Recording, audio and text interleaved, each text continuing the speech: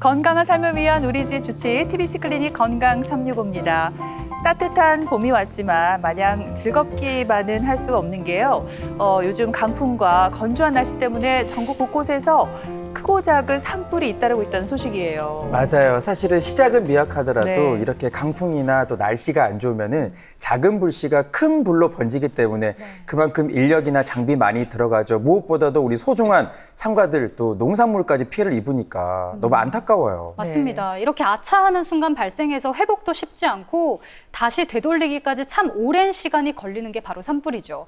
이 작은 불씨가 큰 불씨로 이어지지 않도록 꺼진 불도 다시 보는 그런 세심함이 참 필요한 때인 것 같아요. 네, 마찬가지로 우리 몸에서도요 아주 각별한 주의가 필요한 기관이 있습니다. 어디죠? 여기에 문제가 생기잖아요. 네. 그러면 티가 안 나요. 그래서 더 문제가 됩니다. 바로 콩팥이죠, 신장. 예, 그렇군요. 그래서 오늘 건강 365에서는요, 신장이 보내는 경고를 우리가 잘 알아서 혹시 모를 병의 불씨를 잡아보는 시간 마련했습니다. 건강 365 오늘의 주치 신장내과 전문의 홍문기 과장님과 함께하겠습니다. 안녕하십니까? 안녕하세요. 안녕하세요. 예, 안녕하세요. 드림병원의 신장내과 홍문기입니다. 네. 보통 신장하면 우리 몸의 정수기다 이런 표현이 있더라고요. 그만큼 노폐물을 걸러주고 또 몸의 균형을 맞춰주는데 오늘 알아볼 만성 신부전의 경우에는 이런 신장의 정상적인 기능들을 오랫동안 못 해왔다는 뜻인가요? 예, 만성 신부전은 만성이라는 단어에서 보듯이 노폐물을 제거하는 신장 기능이 서서히 감소해서 회복이 불가능한 상태를 이야기합니다. 네. 보통은 3개월 이상 지속적으로 신장 기능이 감소해 있으면 만성 신부전이라고 하는데요. 만성 신부전도 신장 손상에 따라서 5단계로 나눌 수 있으며 적절한 치료를 하지 않으면 신장 기능이 저하돼서 신장을 대체하는 투석이나 신장 이식이 필요한 말기 신부전으로 진행을 하게 됩니다. 이 투석이 필요한 경우 적절한 치료를 하지 않으면 5년까지도 보기 어렵고 3개월 생존율이 50%도 채 되지 않습니다. 이 제3세계의 경우에는 의료시설이 부족하기 때문에 투석을 하지 못하는 경우도 많습니다. 다행히도 우리나라는 이제 적절한 치료를 하는 경우에 이제 5년 생존율이 한 65% 이상, 최근에는 더 증가를 하는 추세입니다. 네. 주변에 보면은 왜 이런 친구들 있죠. 뭐 집에 좀 무슨 일이 생기거나 아니면은 좀 많이 심하게 아파도 그저 묵묵하게 무던하게 티 안 내는 친구들이 있습니다. 있어요. 저나 철원 씨 같은 경우는 여기 조금만 탁 아파도 이러잖아요. 아마 소리 지르고 난리 나죠. 주변에 다 알리는 스타일인데 그렇게 무던하게 참는 친구들이 있습니다. 근데 오늘 우리가 알아볼 신장도 그렇습니다. 이게 침묵의 장기라는 별명도 있던데 그만큼 조기 발견이 정말 중요할 것 같아요. 물론 이제 신부전도 원인에 따라서 다양한 증상이 있을 수 있는데요. 예, 소변에서 단백질이 빠지며 거품이 보이거나 뭐 피가 섞이면서 붉게 보이는 뭐 혈뇨나 이런 것들도 나타날 수 있고 뭐 몸이 붓거나 피로하거나 식욕이 저하되거나 또는 조절되지 않는 혈압이나 여러 가지 다양한 증상으로 나타날 수 있습니다. 그러나 이제 신장은 침묵의 장기로 이 질병의 초기에는 대부분 증상이 없는 경우가 많아서요. 그래서 몸이 이상이 발생을 해서 환자가 이제 병원을 찾을 때쯤에는 이미 병이 상당히 진행되는 경우가 많습니다. 이 질환을 조기에 발견하려면 이 건강 검진을 통해서 이 혈뇨나 단백뇨 같은 그런 징조를 발견이 굉장히 중요하고 또 당뇨나 고혈압 같은 만성 신부전의 원인 질환을 가지고 있는 경우에는 더더욱 건강 검진에 신경을 많이 써야겠습니다. 우리에게 뭔가 신호를 주든지 말을 좀 해주면 좋으려만 신장이가 영상 편지를 보낸다면 이제 침묵 좀 하지 말라고 이야기를 하고 싶어요. 왜냐하면 그만큼 몸에 문제가 생긴지 모르고 지나가는 경우들이 있잖아요. 그래서 제 생각에는 만성 신부전이 있을 때 대표적인 증상들을 알아두면 도움이 될 것 같거든요. 일단은 그 신부전의 증상이라고 하면 굉장히 광범위하게 나타납니다. 단순히 몸이 붓거나 피로하거나 식욕 감퇴만 보이는 경우도 있고요. 소변을 자주 보거나 구역질이 나거나 숨이 차는 증상, 피부 가려움증, 빈혈, 고혈압도 전부 다 신장의 증상일 수 있습니다. 네. 물론 신장이 매우 나쁜 경우에는 요독증이라고 해서 혼수나 의식 장애를 일으킬 수도 있습니다. 그러나 이런 증상이 신장 기능이 대부분 30% 이하로 떨어져야 나타나는 경우가 많기 때문에 이 증상만으로 병원을 방문하면 신장 질환을 조기에 발견하지 못하고 병이 진행하고 나서야 발견하게 됩니다. 네. 또 주변에 보면은 당뇨가 있는 분들이 신장이 안 좋은 경우가 상당히 있더라고요. 그렇게 보면은 만성 신부전이 신장 자체의 문제도 있지만 일단 외부적인 요인으로 생길 수 있다는 뜻인가요? 신장은 이제 사구체 신염이나 다낭성 신질환 같이 신장에 염증이 생기거나 또는 물주머니들이 다수 발생해서 신장의 내부 문제로 나빠지는 경우도 있습니다. 그러나 아까 말씀 주셨듯이 이제 신장이 망가지는 대부분의 원인은 고혈압과 당뇨입니다.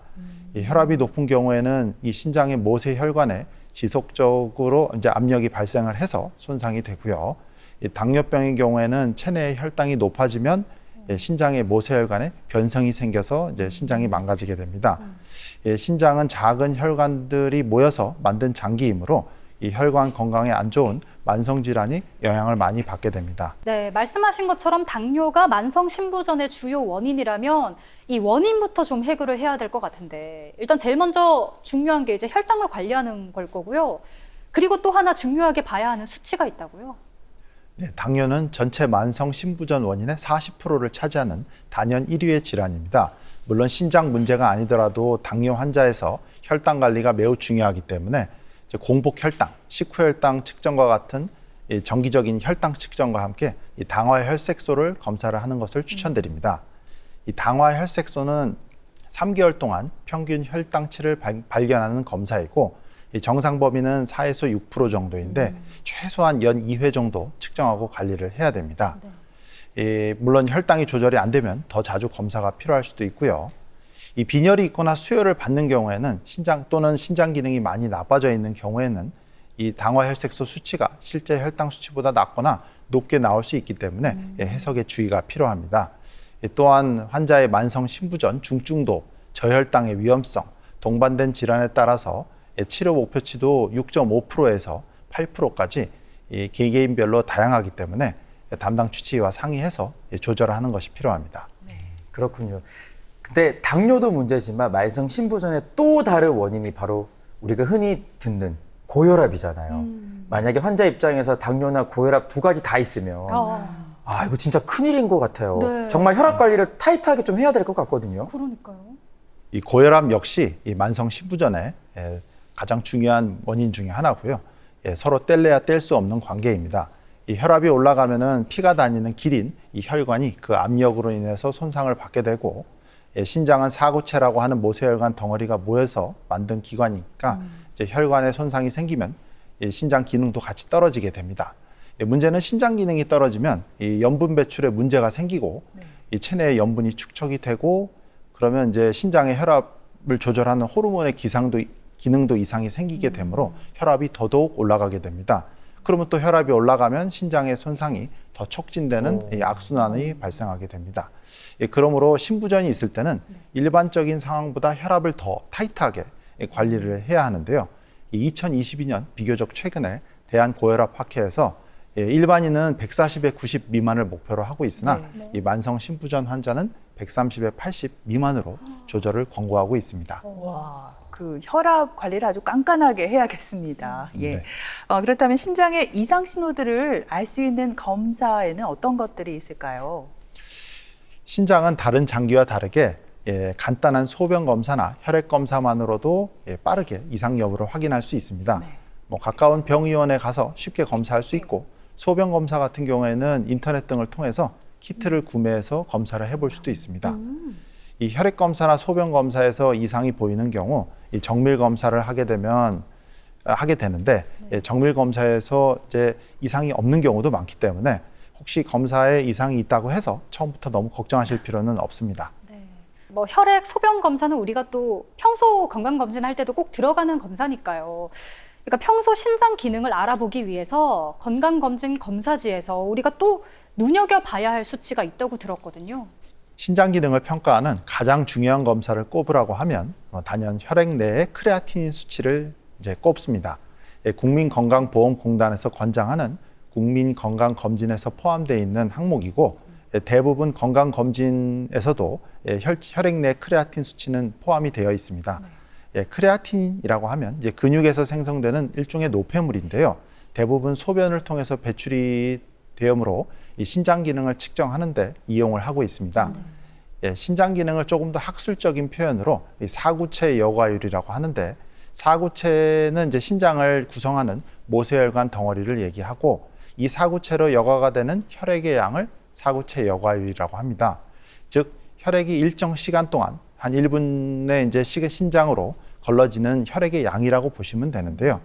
사구체 여과율이 높을수록 신장 기능이 좋고 낮을수록 신장 기능이 나쁘다고 볼 수 있습니다. 오늘 또 하나 새로운 단어를 배워가네요. 크레아틴이 사구체 여과율. 병원 가가지고 저 크레아틴인 좀 괜찮나요? 이렇게 물어보면은 약간 흠칫 놀라지 않으실까? 있어 보이는데요? 있어 보이죠. 싶기도 해요.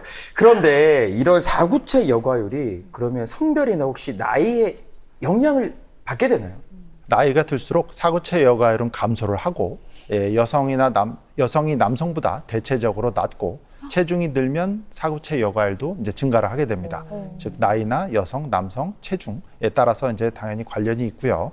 특히 신장 기능은 나이가 중요한데 20세부터 신장의 노화가 시작이 되고, 사구체 여과율은 20대를 정점으로 해서 1년에 1 정도 감소한다고 생각하면 됩니다.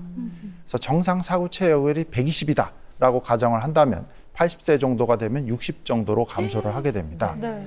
그래서 70대의 여성이 사구체 여과율이 만약에 70이라면 정상일 수 있지만, 20대 남성이 이 수치가 70이 나온다고 하면은 이 비정상일 수도 있기 때문에 단순히 사구체 여과율 수치만 가지고 만성 신부전이 있다 이렇게 진단을 하지는 않고, 나이나 성별, 체중 등 종합적으로 고려를 해서 신부전 여부를 판단을 합니다. 네. 그렇게 종합적으로 판단하려면 일단 병원에 가서 전문의와 상담을 잘 해봐야 되겠네요. 예, 만성 신부전도 진행 단계에 따라서 증상이나 치료가 달라질 것 같은데, 우리가 흔히 알고 있는 혈액투석은 어느 정도 단계부터 시작을 하나요? 말기 신부전이란 이제 신장 기능이 거의 남아있지 않은 상태를 이야기합니다. 신장의 가장 중요한 기능인 노폐물을 제거하는 일을 하지 못하기 때문에 신장을 이제 대체할 수 있는 방법을 찾아야 되는데, 이것을 신대체요법이라고 합니다. 크게는 신대체요법에 혈액투석, 복막투석, 그리고 신장 이식 이렇게 세 가지로 꼽을 수 있습니다. 이 투석이란 말은 인공적으로 혈액을 깨끗이 한다는 의미를 가지고 있는 의학적인 단어고요. 네. 신부전으로 인해서 배출되지 못하고 쌓인 노폐물을 제거를 하는 과정입니다. 혈액투석의 경우에는 기계를 이용해서 혈액투석막을 통해서 노폐물을 제거하고, 복막투석 같은 경우에는 환자의 복막을 이용해서 이 과정을 수행합니다. 신장 이식은 다른 사람으로부터 이제 신장을 이식받아서 사용하는 것을 이야기하고요. 대부분의 사람들은 이 세 가지 중 한 가지 방법을 택해서 신대체요법을 시행하고 있고, 시행하지 않는 경우에는 노폐물로 인해서 유독증이 발생하고 수일 내에 사망할 수도 있습니다. 제 주변에도요, 과장님 혈액투석하는 분들이 생각보다 꽤 있어요. 물어봤더니 병원도 일주일에 몇 번씩 가고, 한 번 갈 때마다 제가 듣기로는 뭐 3-4시간씩 있는다고 하더라고요. 일상생활에 참 불편함이 클 것 같은데, 네. 하지만 그럼에도 불구하고 혈액투석은 이게 꼭 필요한 거죠. 네, 혈액투석은 몸 안에 쌓인 노폐물을 기계를 통해서 제거를 하는 것으로 일주일에 보통 3회, 매 회마다 4시간씩 시행을 합니다. 충분한 혈액을 순환시켜야 되기 때문에 굵은 혈관도 필요한데, 이를 위한 통로를 확보하기 위해서 이 동정맥류 수술도 이제 시행을 합니다. 주로 팔의 동맥과 정맥 혈관을 연결을 해서 이 정맥 혈관을 굵게 만드는 것으로 동정맥류 수술을 하면 한 6주 정도 돼서 정맥이 충분하게 굵어지게 되고, 이런 굵어지게 되면 동정맥류를 통해서 혈액투석을 시작할 수 있습니다. 혈액투석의 경우에는 주 3회 병원을 방문해서 4시간 동안 치료를 하므로 이 직장 생활이나 학업을 정진할 경우에는 상당한 어려움이 따릅니다. 네. 또한 장기적으로 여행을 가려고 해도 어렵고, 제한된 시간 안에 혈액투석을 빨리 끝내야 되기 때문에 심장에도 부담이 많고, 그러므로 철저한 식사 조절도 필요합니다.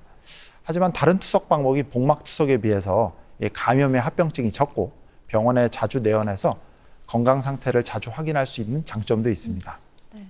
방금 지금 살짝 언급을 해주셨어요. 복막투석도 있다고 얘기를 해주셨는데, 그럼 이거 같은 경우에는 어떤 환자에게 사용을 하고 장단점이 어떤 건지도 궁금하거든요. 일단 복막투석이라는 것은 복강에, 그러니까 배 안에 이제 복막투석액을 넣고 복막을 이용해서 노폐물을 제거를 하게 됩니다. 이 복강에 복막투석액을 넣고 뺄 수 있는 도관을 배에 삽입을 해야 되는데요.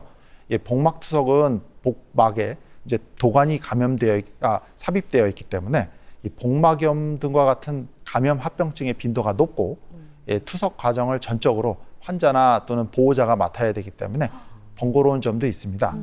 또한 당뇨의 경우에는 투석액 속에 포도당 성분이 많이 포함이 되어 있어서 이 혈당 조절도 상당히 어려울 수 있습니다.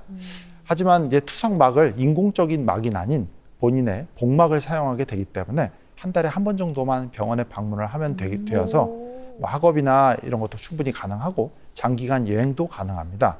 직장에 있는 젊은 환자의 경우에는 낮에 일을 하고 밤에 복막 투석을 하는 경우도 있습니다. 또한 하루에 여러 차례를 나누어 가지고 투석을 하기 때문에 심장에 비교적 부담이 적고 혈액 투석에 비해서 식사도 상당히 자유롭다는 장점이 있습니다. 이 젊은 환자의 경우에는 복막 투석을 선택하는 경우가 많고 연로하시거나 스스로 관리가 어렵다 또는 당뇨가 있다 하는 경우에는 혈액 투석을 좀 더 권유하는 상황입니다. 네, 그렇군요. 근데 이 혈액 투석과 같은 경우에는 꼭 큰 병원에 가서 또 종합병원급에 가서 받아야 하는지 아니면은 좀 가까운 곳에 가고 싶잖아요. 멀기도 하고 또 일주일에 서너 번 가야 되니까 그렇다면 가까운 개인 병원을 가도 되는지 이 부분 사실 고민이 될 것 같습니다. 네, 투석을 처음 시작할 때는 급격한 노폐물의 농도 변화 등에 의해서 합병증을 발생할 수 있으므로 어느 정도 의료시설이 갖춰져 있는 종합병원에서 시작을 하는 것이 좋습니다. 점차 혈액투석이 몸에 적응이 되면 가까운 혈액투석실로 다닐 수도 있는데요. 일주일에 3번, 4시간이라는 시간이 걸리기 때문에 투석실의 접근성이 굉장히 중요하고 따라서 대학병원이나 종합병원을 꼭 고집을 할 필요는 없습니다. 예. 그렇군요. 그리고 만성 신부전 환자들이 평상시에 꼼꼼하게 신경 쓰는 부분들이 저는 식단 관리라고 들었거든요. 근데 보통 식단 관리하면은 예은 씨도 알겠지만 단백질 섭취가 참 중요한데 중요하죠. 근데 신장의 단백질 섭취가 또 많이 하면 안 좋다 이런 얘기가 있더라고요. 맞는 말이에요? 흔히 탄수화물, 지방, 단백질 중에서 단백질 섭취를 늘리고 지방이나 탄수화물 섭취를 줄이면 건강해진다. 그런 얘기를 많이 듣습니다. 그렇죠. 그러나 단백질은 이 체내에 이용을 하고 나면은 요소라는 노폐물이 생기는데 이러한 요소는 신장을 통해서 배출이 되게 됩니다. 신장 기능이 떨어지면 이런 노폐물인 요소가 체내에 쌓이고 쌓인 요소의 농도는 이 신장뿐만 아니라 여러 장기에 부담이 됩니다. 따라서 신부전 환자한테는 지나친 단백질 섭취는 오히려 독이 될 수가 있습니다. 그러므로 이제 신부전이 일정 수준 이상 진행을 하게 되면 단백질 섭취를 제한을 하게 되는데 보통 체중 1kg당 0.6에서 0.8g 정도의 섭취를 권장하게 됩니다. 이 단백질이 많은 식품인 이 고기나 생선, 두부, 계란 이런 것은 이제 한 토막 약 40에서 60g 정도 되는데 한 끼당 단백질은 그 정도만 섭취를 해라라고 생각을 하면 이해가 편하겠습니다. 그럼 밥 한 끼 먹을 때 삶은 계란 한 개 탁 해가지고 간장 싹 해서 먹으면은 한 끼 단백질 양은 충분한 거겠네요. 네. 그리고 이제 식단 관련해서도 궁금한 분들이 많은데 또 물 관련해서도 많습니다. 보통 뭐 물을 많이 마실수록 좋다. 아니다. 오히려 맞아. 너무 많이 마시면 독이 된다. 이렇게 의견이 좀 나뉘던데 과장님께서 좀 알려주시면 좋을 것 같고요. 만성 신부전 환자들의 수분 그리고 또 이 염분 섭취 방법에 대해서도 알려주시면 좋겠습니다. 신장 기능이 악화되면은 수분과 염분에 대한 조절이 어려워서 이제 저염식이 굉장히 중요합니다.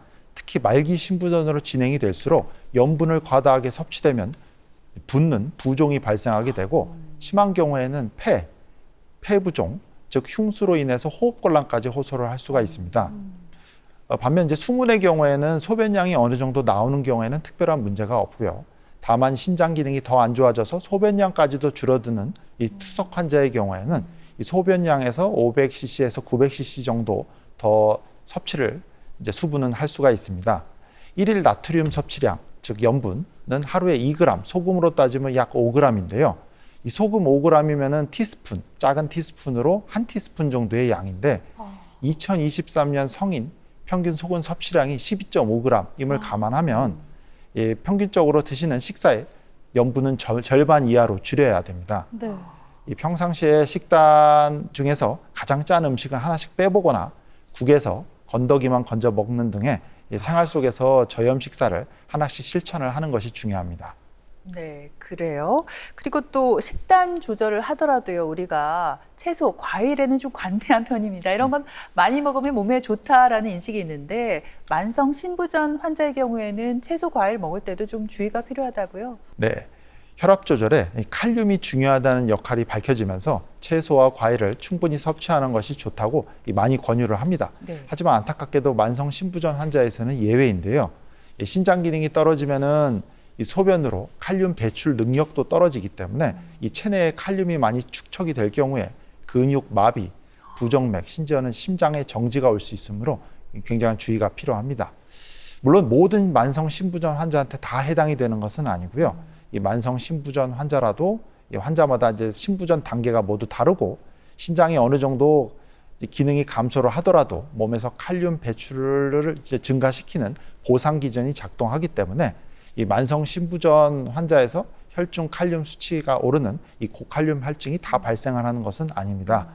그러므로 만성 신부전 환자는 주치의와 상의를 해서 고칼륨 혈증이 발생하지 않는 범위 내에서 이 과일이나 채소를 소량씩 섭취를 하는 것이 좋습니다.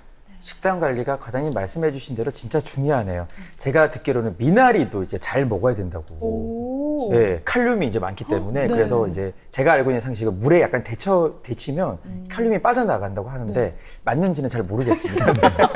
뭔가 아는 척을 하고 싶었는데 이게 어렵네요.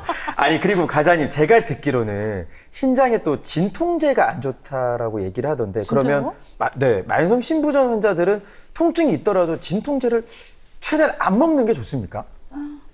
우리가 흔히 소염 진통제라고 부르는 진통제는 비스테로이드성 소염 진통제인데 이 약제의 경우에는 신장으로 가는 혈관을 수축을 시켜서 신장으로 가는 혈액을 감소시킵니다. 그래서 신장 기능이 감소된 환자는 이 약을 복용할 경우 신장 기능이 더 악화될 수 있기 때문에 주의가 필요합니다. 통증이 심해서 진통제를 복용하지 않을 수 없을 때에는 비스테로이드성 소염 진통제 이외에 성분으로 된 진통제는 복용이 가능합니다. 물론 소염 진통제를 꼭 써야 되는 경우도 있는데요. 이런 경우에는 주치의와 상의를 해서 약물 조절이 필요합니다. 이 통증 관련해서 이제 신장 기능이 나쁘다. 이제 그런 거를 이제 진료를 하는 의사한테 또 알려주면 충분히 고려를 해서 약물 선택이 가능합니다. 다만 시중에서 파는 비스테로이드성 소염 진통제는 비교적 쉽게 구할 수도 있는데요. 이것을 자의적으로 복용하는 것은 삼가는 게 좋습니다. 네. 이렇게 초기에는 증상이 잘 없어서 놓치기 쉬운 그래서 만성으로 갈 수 있는 만성 신부전에 대해서 오늘 자세히 알아봤는데요. 마지막으로 우리가 생활관리 측면에서 주의할 점 있다면 말씀을 해주시죠.